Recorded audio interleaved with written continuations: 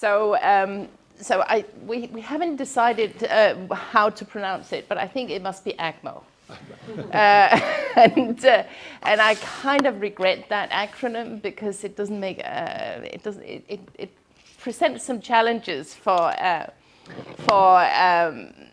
doing a nice logo. Also, we have dropped the coming in anticipating governance in the multi-order world, and there's a very specific reason for that. And this is that I believe that we are no longer talking about the coming multi-order world, but we are actually in the multi-order world. And I think that happened at a very precise date, which is the 24th of February 2022, when Russia invaded Ukraine. So, and this has had various implications for how we're thinking about this project. It kind of has to change a little bit. But just to start off with, what is this multi-order world? Because of course this is the main concept. Just ignore the ag. What's important here is the MOW. And this goes back to an article I published in 2016 in Contemporary Security Policy, which was called The Coming Multi-Order World. And this article had a quite a substantial impact, quite surprisingly, because actually I wrote the article because I realized that I wouldn't have time to write the book. And I'm currently writing the book. It just took that long. So I thought, well, I have this concept, the multi-order world. I need to stake my claim on that concept. And so I wrote this article very quickly, and it has turned out to have a reasonable impact and to consistently have been in the top cited and top read articles of the journal. So this is what this project is about. We were awarded about 6 million, just under 6 million Danish kroner. There's 3 main co-Is and I'm the PI, and we have 1 PhD student who's sitting down there. And we've just started. We're in the first stage of this project. Okay, so let me tell you about the project, if I can work out how to go forward. So what we ask is, in this multi-order world, how can order be maintained and cooperative governance ensured? Also, what kind of ordering domains actually constitute this multi-order world? Because of course, if I'm making a claim that there's several orders, what are those orders going to be? And what kind of global ordering structure and what kind of relationships can we expect to find between different orders?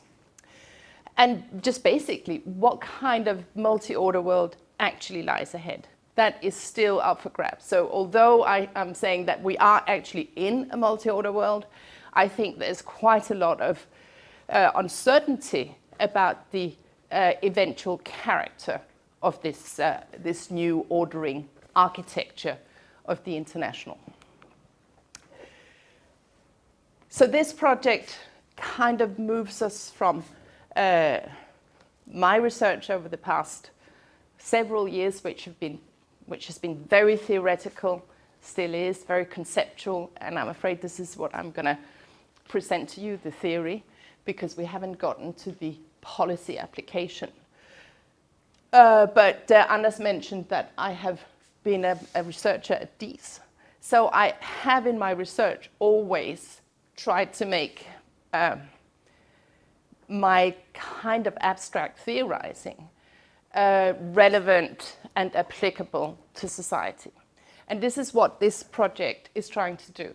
And it's trying to do that by looking at specific governance issues, where we've selected 3 major global challenges that we think have to be governed collectively in the multi-order world if we are going to have anything that can resemble order. And there are also kind of test cases on how governance can take place in this new system. So what we're going to be looking at, and I can't answer questions on these yet because we haven't gotten to this yet, but governance of climate change, particularly emission reduction, governance of global health, where we'll look particularly at pandemics, and governance of disruptive technologies, which will look specifically at weaponized AI.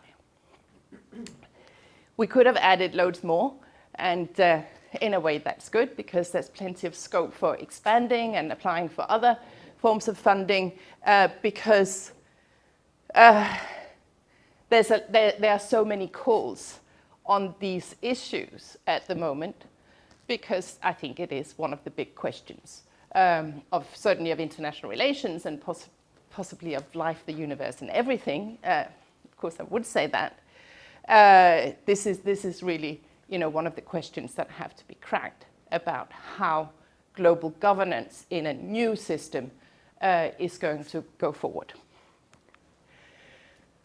So, governance is one key word in here, but really the kind of the crux of this whole project is about order transformations. And some of you are international relations scholars, some of you in here are historians, some of you are from the sciences, but I think you all know that transformation is always a big deal.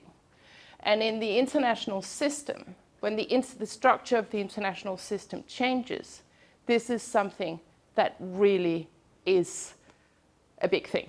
It happens quite rarely, and the ones that I have put up here, the pictures I've put up here, signify the important dates that we all learn in history. So it starts with 1648, which is the start of the state system and the Treaty of Westphalia. And then we go on to the Napoleonic Wars, end of that, 1815, the First World War, 1919, 1945, 1989, and now 2022. Those, I think, are the key dates in international relations. At least that is the Western narrative about global order. I think if you were to ask someone in Asia, someone in the global south, their dates would be completely different. And this is something that is also a big part of this project. But the fact remains that the discipline of international relations, in the way that it has studied global order transformation, is organized around those key dates.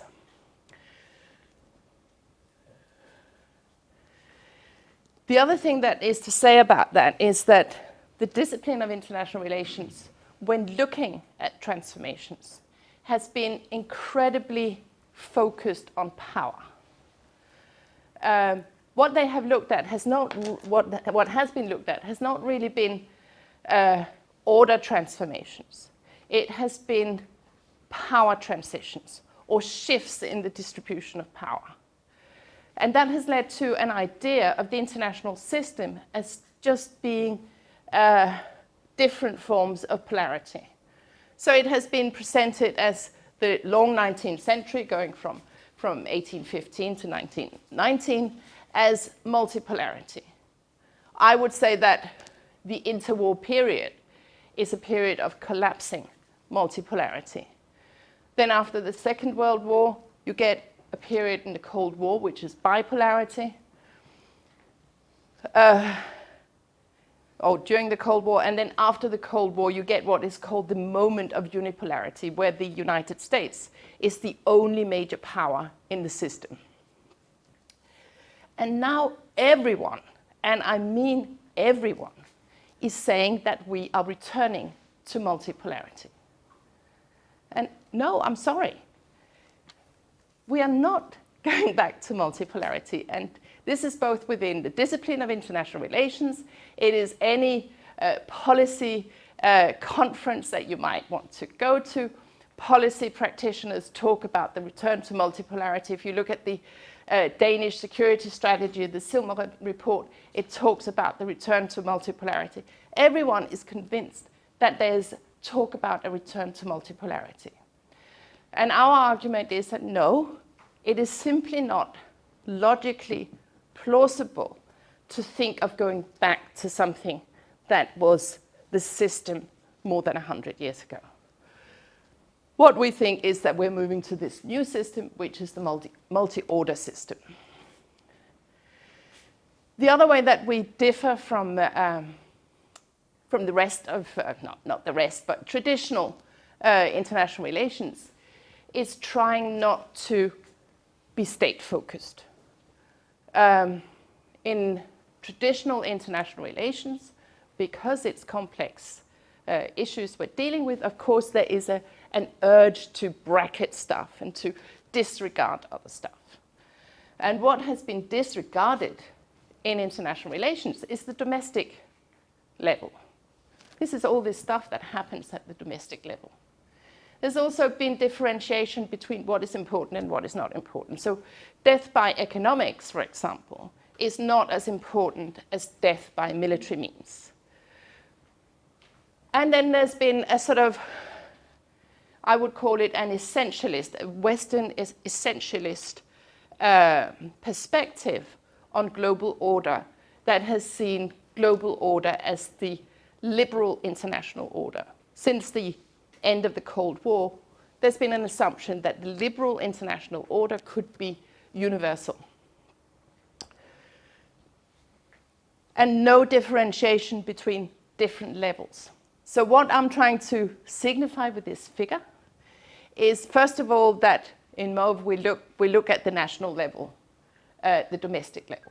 Because if, for example, let's say Trump wins the next American election, then the liberal international order can no longer be said to be a liberal order, because there will be elements of an authoritarianism within the political system. But the other important differentiation is between the liberal international order and global order. These are also put together in most presentations, and I think you need to differentiate. There's an international order level in international relations, which is where the liberal order is one of them. But there's also a global level, which is, I would call, the rules-based order. And it's the rules-based order that is in transformation. It's not the liberal order that's in transformation. The liberal order may be in crisis, but it is not in transformation. And that's a very important distinction between because what we're seeing is actually contestations against the rules-based global order and trying to distance itself, for example, Russia and China, from the liberal international order. So these are just some sort of conceptual issues that I think are important if we are to completely understand the complexities of order transformation.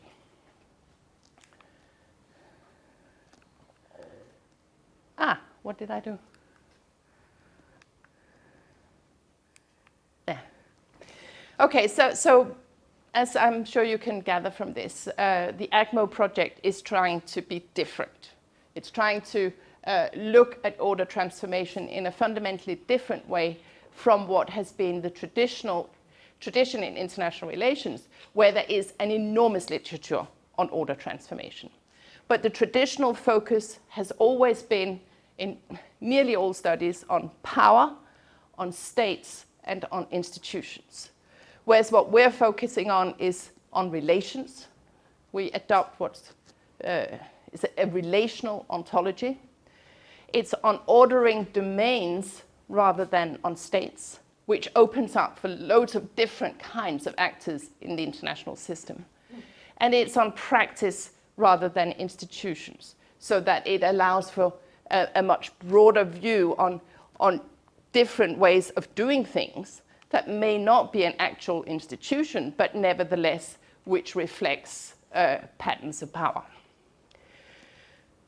And from that, we argue that we are moving towards this multi-order world. So, why is that different? Well, as I started by saying, traditional studies would focus on shifts in power. What we're looking at, and what the starting point that we're taking here is shifts in the global structure of relations. And that is a fundamentally different way of looking at international relations as this relational sphere that has an order of complexity or accepts the complexity of the system.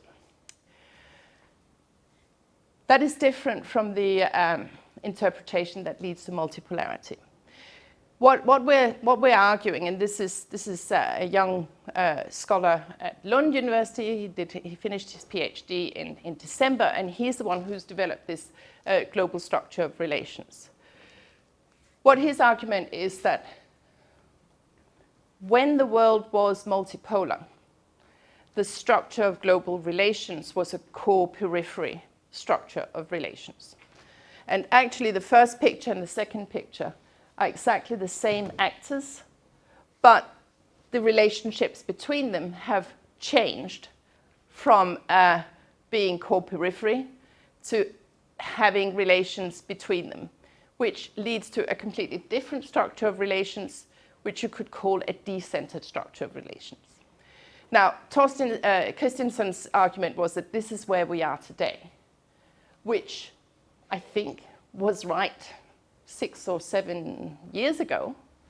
But I think we are increasingly getting into what I would call a clustered structure of relations, where states and other actors are converging around specific leading powers or usually states within the system and forming different international orders. What this means is that you have to study international relations in a different way.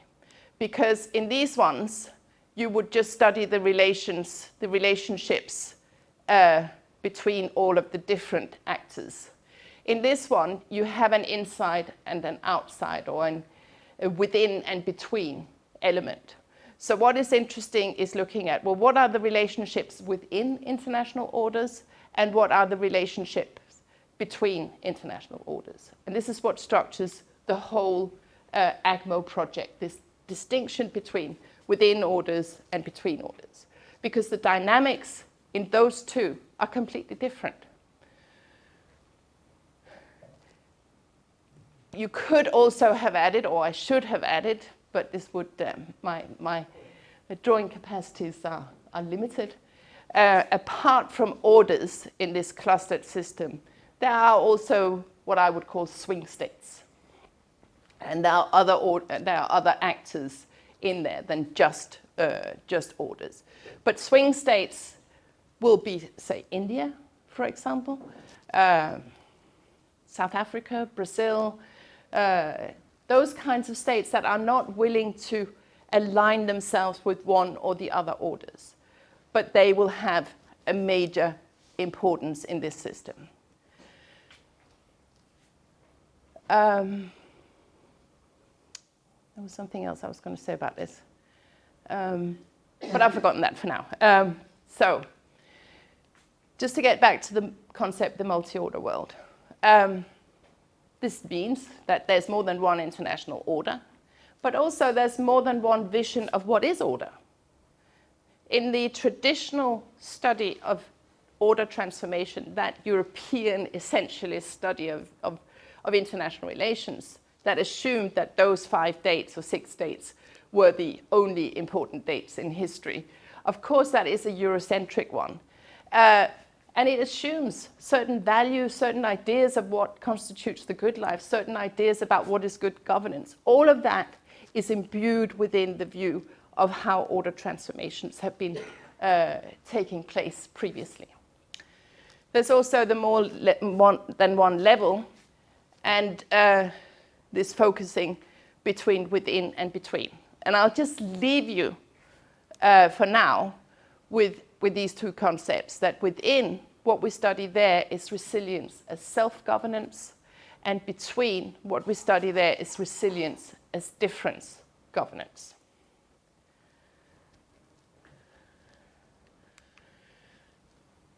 So what we end up with from this perspective, and what we're focusing on in AGMOW, is basically 4 different orders, or at least 3 different existing orders, and then some possible orders that we would classify as radical transnationalism. So this is from empirical observation, that we are saying that actually, if you divide up how do different orders, how do they view the rules of the rules-based order, and how do they support the institutions of the existing rules-based order, then we end up with liberal internationalism, which is the liberal international order. But we also have a different one, which is conservative internationalism, and this would be China. China is in the process of building a new international order that is their order. We call it the Chinese-led Belt and Road Order. And it embraces a lot of the rules and institutions of the existing rules-based order, but it obviously doesn't want anything to do with the liberal aspects of it. Then they're the ones that contest the rules of the rules-based order. And one of them is liberal internationalism, down here. Transactional issue-based decision-making based on populist or traditional values, emphasizing strength, order, and control, and tradition trumps rules, and it's willing to use force. This is what we see at the moment with Russia. Putin is in a process, or has an ambition, to establish a Russian-led order that reaches into the former Soviet Union, and he is willing, or that order is being established through force and subjugation.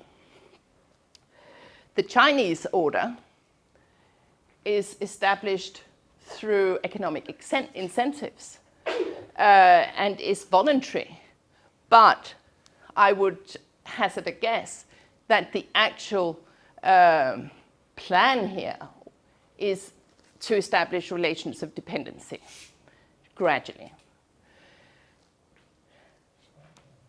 The interesting one is this one down here, radical transnationalism. And this is what Liu is doing her PhD on, or will be doing her PhD on. It has started. You could take Daesh as an example of this kind of order building. Of course, Daesh would be a very small order, but it can still be a very disruptive element within the global rules-based order. And it rejects the institutions of the global rules-based order. It is based on ideological, issue-based decision-making amongst its leaders or its states or its units. And it kind of has the outcome justifies the means attitude. So Liu is not looking at Daesh. That is the most obvious example, I think, of that kind of order. But she's looking at a much more interesting version of radical transnationalism, which is environmental stewardship, which would be a completely different kind of ordering structure within this system. How am I doing for time? I'm okay. Clearly, if we were to use traditional methods of process tracing, and we were to apply a deep historical process, we were to do interviews and all this in those 4 different settings, that would be quite overwhelming. So what we need in order to be able to trace the development and the prospects of these 3, possibly 4 different orders is really to delve into ideal types. So what we've done, or what I've done in the work that I've done so far, and this is what forms the foundation of the project, is that we're working on ideal types. See orders as ideal types and open up the international order to see what are the constitutive elements of each international order. And for that, we say that all international orders are actually social domains that has an element of power relations. It has an element of various forms of practices. This can be formal institutions, or it could be informal ways of doing things. And it has some norms and principles and rules and a legal foundation within each order. All of those three elements can change. They can sort of be adapted and they can be aligned, and there's quite a lot of possibility for change. But what you can't change very easily is the conception of the good life. Because if an order was to change how it views, what its ambitions are for the future, what its ideas are for the good life, then it would not be the same order. The good life is the kind of the essential element of an international order or an ordering domain, generally. So what we're arguing is that all orders have this structure, all ordering domains have that structure, and that will allow us a framework for going into the liberal international order, the Russian-led order, and the Chinese-led order, and also for the emerging environmental stewardship, to trace their differences and to trace the internal processes that go on within these orders to see what are these orders actually like.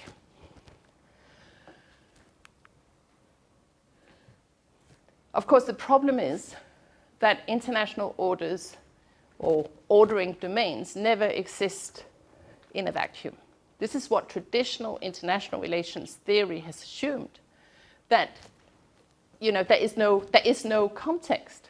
You can just look at the order itself and its relations with perhaps other orders, but only in accordance to power, mainly. So we look at, well, what happens in the context? Events.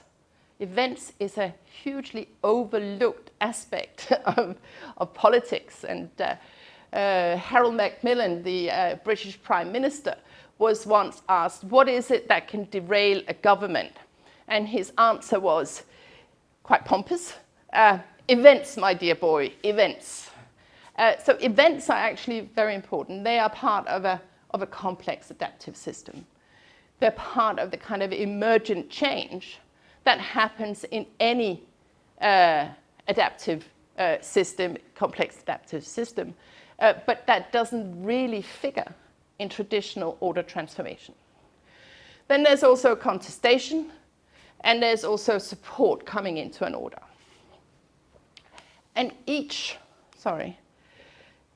when those inputs come into the ideal type international order, things will happen in there. There might have to be changes in the power relations. There might have to be changes in the practices or the principles. And once one of these elements change, then everything in here has to be aligned to each other.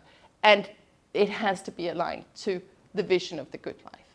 So all processes that go on within international orders or ordering domains will be processes of constant adaptation and alignment to all the different inputs that come into the order.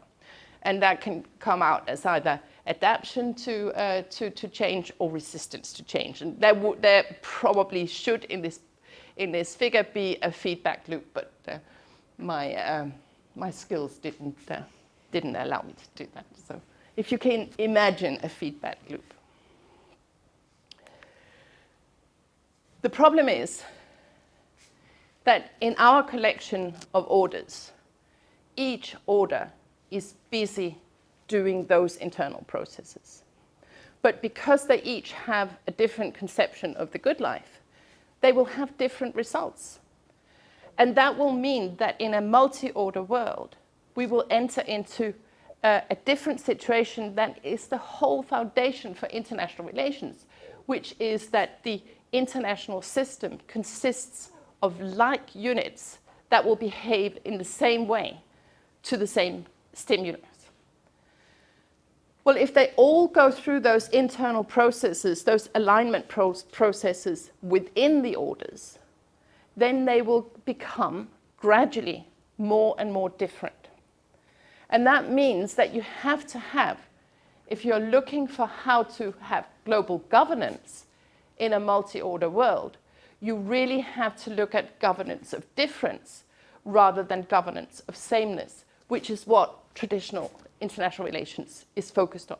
It's focused on sameness, and yet what is inevitable in this system is diversification. So it's a bit like Darwin's island birds that will develop to become more and more different the more they adapt to their local environment. But in doing so, of course, this bit in the middle becomes more and more challenging, because the more difference you have, the more difficult it will be to achieve cooperative governance of the many challenges that I started out with. So this is not a particularly optimistic assessment of the multi-order world.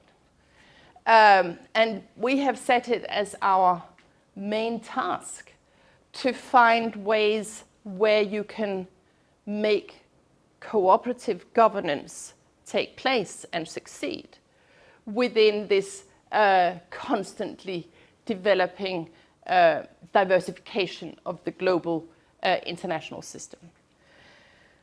What we're working on at the moment, and we're only at the beginning of this project, is trying to identify what Galison, a concept taken from Galison on how different disciplines, and what we should be experts at in DS, how different disciplines can talk to each other. He talks about trading zones as zones where you can meet within the acceptance of difference, but nevertheless find commonality in solutions.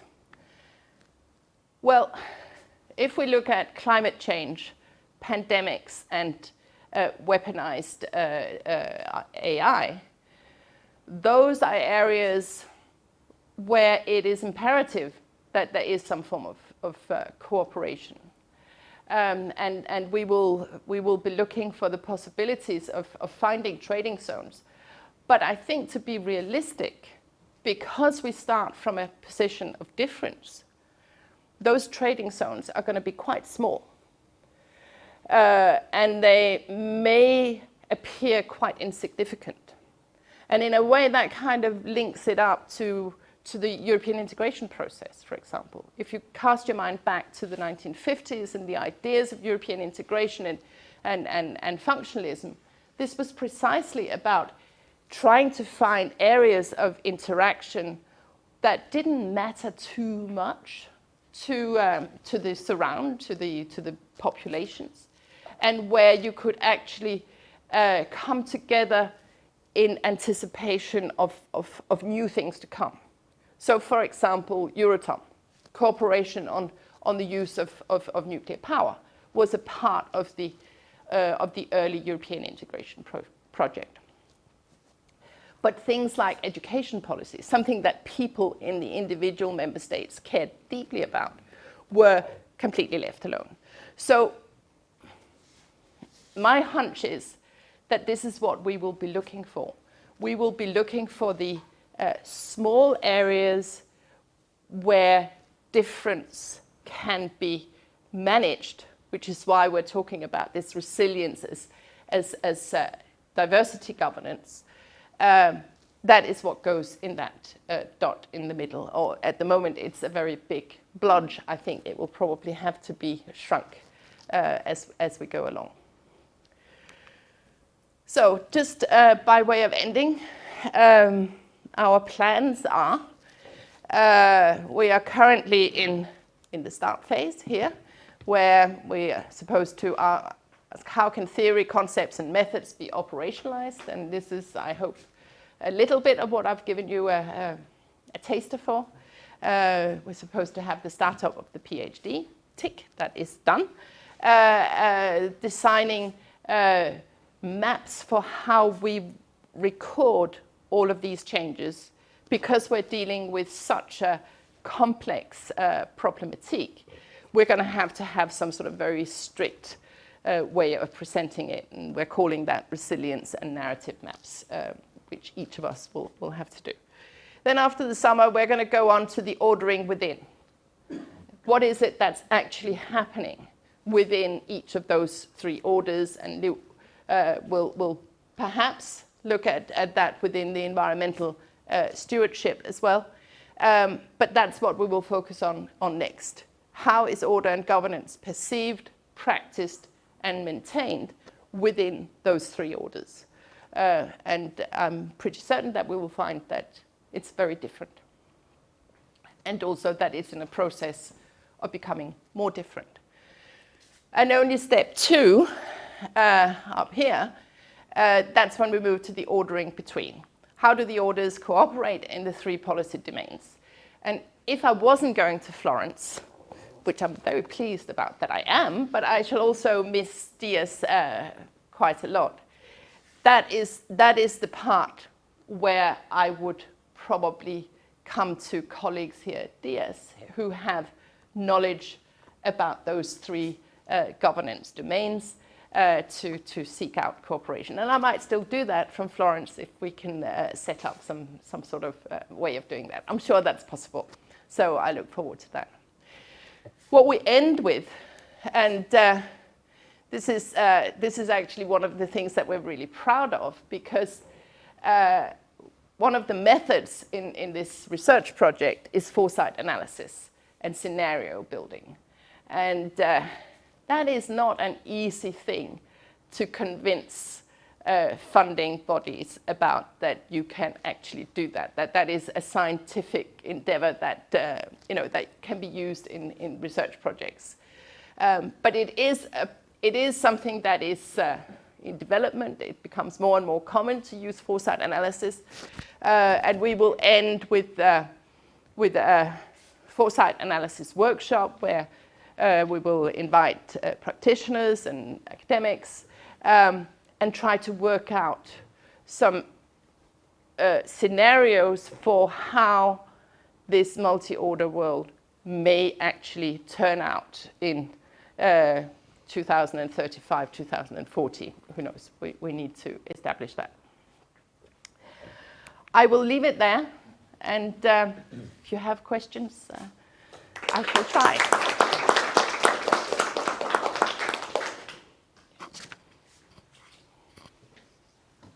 For questions, please talk in this for the recording. I have stunned you all into silence.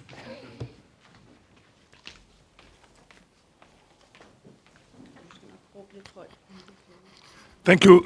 Thanks, Trine. Can you hear me? Mm-hmm. Very good. I take the floor as probably the only lawyer in the room, the odd chap. It sounds as if you are suggesting that within each of the three orders that you have depicted, each order will have its own rules-based views. Mm-hmm. So, as the international lawyer, I would ask, well, has everything been lost? Is there no common ground? What about concepts such as peace? Is that not still something that will be equally prioritized in each of the three upcoming orders that you have depicted? Security? I don't know. I mean, I see that the ground for international law is gradually dwindling and fading, but I wonder if there is anything that might still serve as a common ground for all three or possibly new orders. Thanks. Okay. Yes, I think the ground for international law will be, on the one hand, it will be shrinking. The part of international law that very clearly rests on Western, 200 years of Western, European / American hegemony within the global system. Because the rule set that we have at the moment in international law is very much based on the European conception of international order and has been gradually expanded into the rest of the world. And that may seem reasonable from this perspective. But you go to the global south, or you go to China or to Russia, there is a growing resentment against that rules-based order that is anchored into Western conceptions of order. So I think the Western part will shrink. And by Western, I mean the liberal part. And we will probably, as Westerners, end up being quite surprised, I think, when we start looking into, well, what are the contestations against the existing rules-based order? I think they are quite fundamental, and some of them are quite surprising, which is why it might also be growing, because there may be other forms of order that can be brought in. And what I didn't mention in here is that I think the big question is, well, what happens with the global south? What are the other possible orders that may emerge? Is there a possibility for, say, an African international order, or will African countries align themselves with the existing ones, that some will go into the liberal order, some will take the money from the Chinese and gradually get into the Chinese sphere of order? And as they do that, I think their demands and their expectations for the rules base of the global system will become more clearly articulated. That's already happening. But that, of course, also means then that there's a possibility for expanding the legal foundations of the rules-based order, but it just might not be just Western foundations that we will build on. So both yes and no to your question. So the prohibition against the use of force, will that be blown away also? Well, I think in some ways it already is, because the whole concept of what is a war and what is force is shifting. So, if you move into the cyber area, it's when is a cyber war? When is it a war? When is a cyber attack war? When is force acceptable and not acceptable? Because the global south will say, well, you may not use force today, but my goodness me, you did in the past. And we live with the consequences of that past. And that has to be rectified. And I think it's very difficult to argue against that position. It's very difficult to ignore that Western dominance is built on some pretty horrific actions in the past that were force and were violent and all of that, and completely ignored what is today's rules. So I don't think you will be out of work as lawyers. I just think, I just think you're going to have to come up with some better laws that are more inclusive of on a global level, and that are not just rooted in 500 years of Western dominance or European dominance. So I grabbed the mic. Thank you so much, Trine. I had a question about the ideal types that you're developing and sort of the basis on which you are developing those ideal types. Now, of course, it makes perfect sense that there's no way you can go into deep empirical research on these areas because they're humongous, but they must nevertheless be based on certain empirical material. So how do you go about creating these ideal types, and what is the sort of empirical basis for it was my one question. And then the other question, but you sort of answered it, but the question was, does multi equal 4 or 3.5? And in particular, the global south seems to sort of be left out of the picture here. So what does it take to become an order that makes it into your schema? Does power still play an enormous role? Influence, simply? Does that play a significant role in making a particular governance system or world picture into an order? So what does it take to become an order in the sort of ideal types that you have made? Yeah, okay. if I take the first one first, because the other one, I'm not sure about the answer to that. What does it take to become an order? I think the first thing that it takes to become an order is to have a shared vision of what is the good life. And it's not necessarily that power needs to be part of that. You can be an order or an ordering domain without having power, as long as you have something that keeps that society or social domain together. And that would be a shared sense of the good life.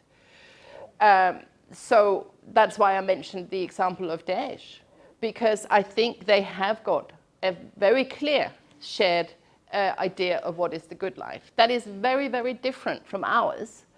And they have very clear distinctions of power, they have very clear principles, and they have very clear practices that are all completely different from what you find in the liberal international order. But of course, it's a very small and not very powerful, in the traditional sense, order. Still doesn't mean it still has an influence. You know, all the other actors in the international system stood up and listened once, Islamic State took Mosul, for example, as a complete surprise. So I think what we can expect to see is orders of different sizes, but they will still be orders, and they will still have relationships with others, either in their regional domain or across the globe through shared ideas. For example, the liberal order is not a regional thing. It is, it's based on ideas. And I would expect that there will be some sort of Latin American order, for example, that there will be some sort of African order. But for that to happen, you first need to have the shared good life, but you also need to have a powerful, probably state in this scenario, that can manage to create that order, that can manage to generate the clustering around its perception of the good life, and probably persuade others to take on its ideas of what are the important principles and what are the important practices, etc. That is not present at the moment, and it's not clear whether you would have one, or whether you would have several, or whether you would have some that, say, cluster around, I don't know, let's say Nigeria. Whereas others will want to go into, for example, the Russian sphere of interest. So it's not that different from traditional ideas of shifting power, but it is based on the perception of the good life rather than on sheer power. It's much more about persuasion and influence than it is about power, and persuasion and influence can happen in different ways. And I think particularly with the environmental stewardship, that's going to be a very interesting thing to see if that can either be some sort of ordering domain, or whether it can be some sort of giant trading zone that can bring the other orders and lots of different kinds of actors into cooperation within that. Does that answer your question? Yeah. And you were talking about why do we have those four? Right. Yeah. What should be brought in? What is required? To enter your diagram? What is missing? It has had several variations, and at one point it had, rather than practice, it had different forms of institutions. So it had formal institutions and informal institutions. It has had norms. It has had identity in there.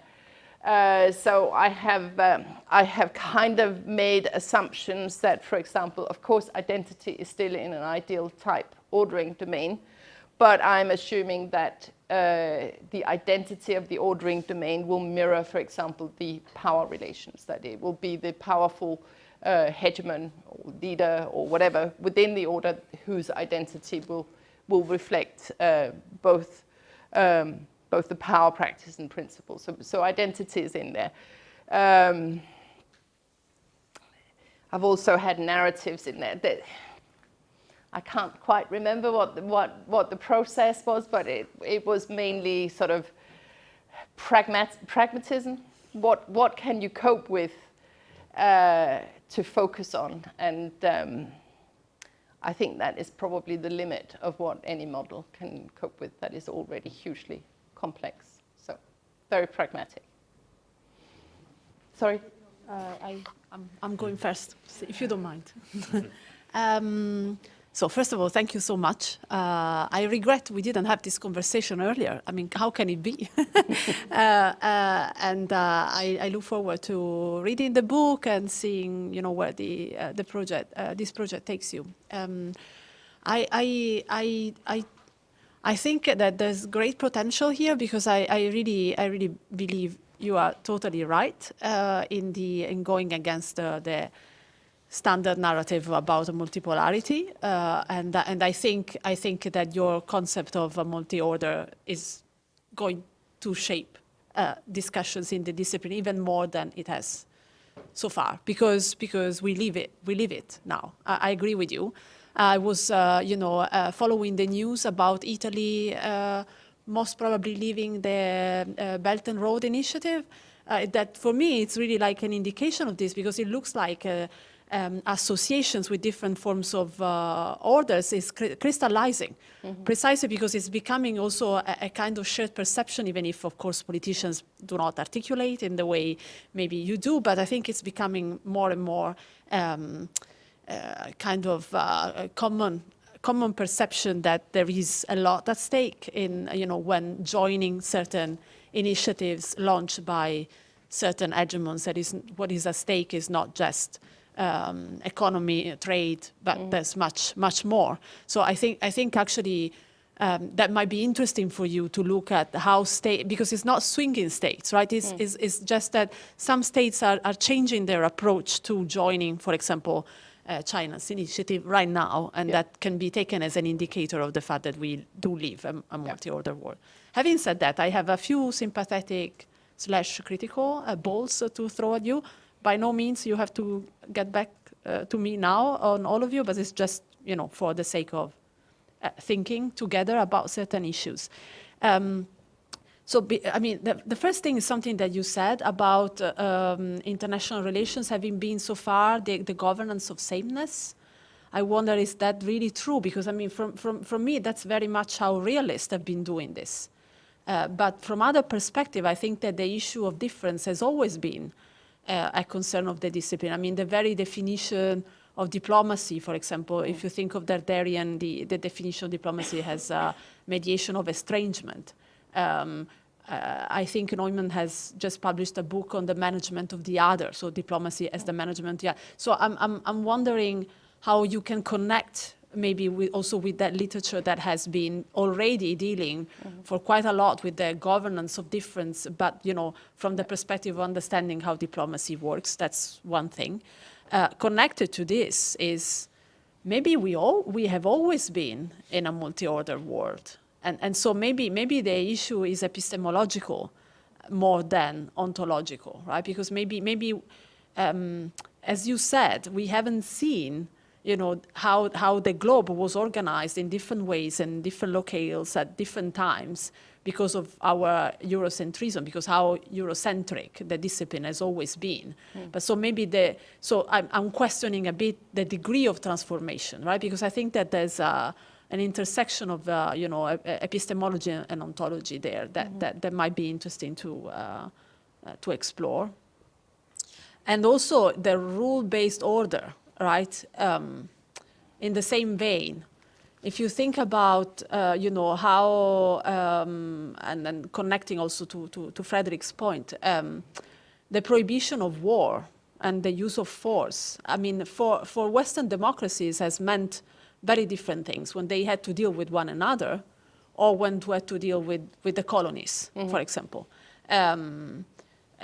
So one might also question, the validity of norms from a spatial and temporal perspective, because it looks like, you know, Western imperial powers have an understanding of what kind of rules were governing their behavior in Europe. And then they were doing something completely different outside of it. So like in terms of non-interference also, you know, that was a completely different thing. Last thing, this is connected to my own research. I think that the liberal international order is also changing because of the transformations that you are studying. So, for example, I find it very interesting to look at international organizations that are supposed to be part of the liberal international order, and they still are, but maybe they won't in the future. The African Union, for example. I'm not so sure. I mean, it has been modeled on the European Union. It is mainly funded still by the European Union. I'm not so sure about what the trajectory of that organization will be, because I mean, because it's part of this dilemma about Africa and where Africa is going that will affect also you know, African organizations like that. And I shut up there. Thanks. I mean, just to go to your question about what is so different, and that we have had different international orders. I completely agree. We have had different international orders in the past, and I would say that during the Cold War, the bipolar structure was a classic example of two international orders. What is different, I guess, in those is the, I mean, what you're seeing here is kind of globalization. The huge increase in relations across different kinds of alliances or groupings or power relationships has fundamentally changed the foundations for the kind of order that you can expect today. And in a way, I mean, this should be juxtaposed on top of that, unless, of course, we are also witnessing a process of deglobalization, which could be quite interesting. So I think what makes it different today with the multi-order world is the number of actors that have a possibility for voicing, for having influence through technological changes, through globalization, is completely different from what we have seen previously. And that is both empowering for smaller actors, but of course it also means that there's a much bigger disruptive element within the system. So the Cold War, I mean, I remember when Don and I were students of international relations during the Cold War, our lecturer said, and I think this must have been in 1985 or something like that, he proposed the completely, you know, utopian idea of what if the Cold War ended without the Third World War? And he said, you know, if it ended, we would miss it. And we would miss it because of the simplicity of the relations that characterized the Cold War. That it was just diplomacy in very few areas of communication, in arms control and some forms of research and things. There weren't that many relationships going across. So it's the relational structure of global relation, the structure of global relations that is the difference. On the sameness and difference, I mean, my main argument, as you can hear, is with realism.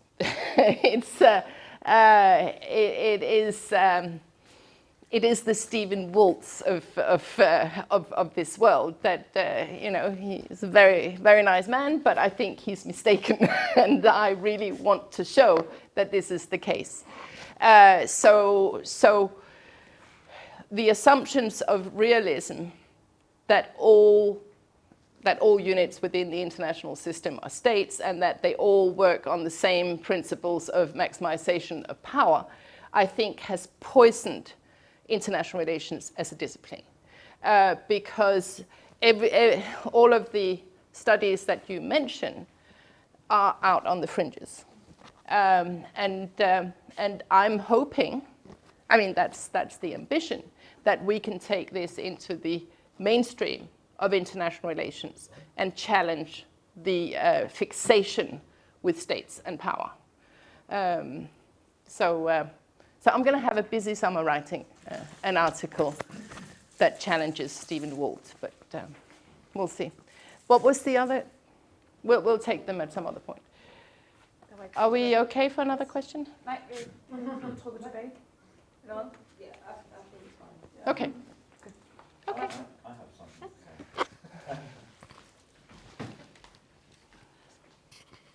John, husband of Trine.